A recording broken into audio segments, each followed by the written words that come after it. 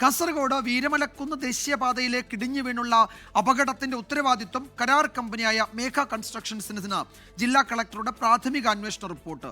അശാസ്ത്രീയമായി മണ്ണെടുക്കരുത് എന്ന് ജില്ലാ ഭരണകൂടം നിർദ്ദേശം നൽകിയിട്ടും കരാർ കമ്പനിയും ദേശീയപാത അതോറിറ്റിയും മുഖവിലക്കെടുത്തില്ല എന്നാണ് റിപ്പോർട്ടിലെ പരാമർശം. അപകടത്തിന്റെ പശ്ചാത്തലത്തിൽ പൊതുമരാമത്ത് വകുപ്പ് മന്ത്രി PA മുഹമ്മദ് റിയാസിന്റെ നേതൃത്വത്തിൽ ഉന്നതതല യോഗം ഉടൻ ചേരും. വീരമലക്കുന്ന് ഇടിയാനുണ്ടായ സാഹചര്യം വിലയിരുത്തിയാണ് ജില്ലാ കളക്ടർ K ഇമ്പശേഖറിന്റെ പ്രാഥമിക അന്വേഷണ റിപ്പോർട്ട്.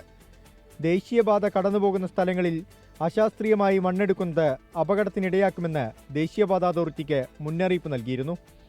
രണ്ടാം റീച്ചിലും മൂന്നാം റീച്ചിലും നിർമ്മാണ ചുമതലയുള്ള മേഘ കൺസ്ട്രക്ഷൻ കമ്പനിയെയും ഇക്കാര്യം അറിയിച്ചു.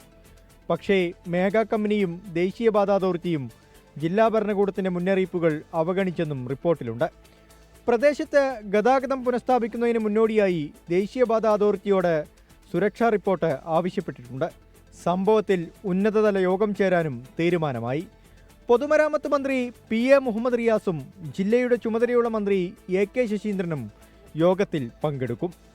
ദേശീയപാത നിർമ്മാണത്തിൽ വീഴ്ച വരുത്തിയ മേഘ കമ്പനിക്കെതിരെ കർശന നടപടിയിലേക്ക് കടക്കാനാണ് നിലവിലെ തീരുമാനം. ഇതിനിടെ പ്രദേശത്ത് ഇനിയും മണ്ണിടിയാനുള്ള സാധ്യത ചൂണ്ടിക്കാട്ടി നാട്ടുകാർ രംഗത്തെത്തി. സമീപ പ്രദേശത്തുള്ളവർ എന്തായാലും മാറിയേ പറ്റൂ.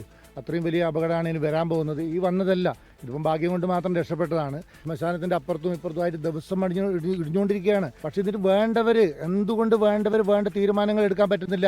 അല്ലെങ്കിൽ ഇറങ്ങിപ്പോകണം, രാജിവെച്ച് പോകണം. ഇരുഭാഗത്തും പിടിച്ചിട്ട ചരക്ക് വാഹനങ്ങൾ ദേശീയപാതയിലൂടെ കടത്തിവിട്ടു. യാത്രാവാഹനങ്ങൾ നീലേശ്വരം കോട്ടപ്പുറം വഴിയും ചീമേനി വഴിയും പോകാനാണ് നിർദ്ദേശം. 24 കാസർഗോഡ്.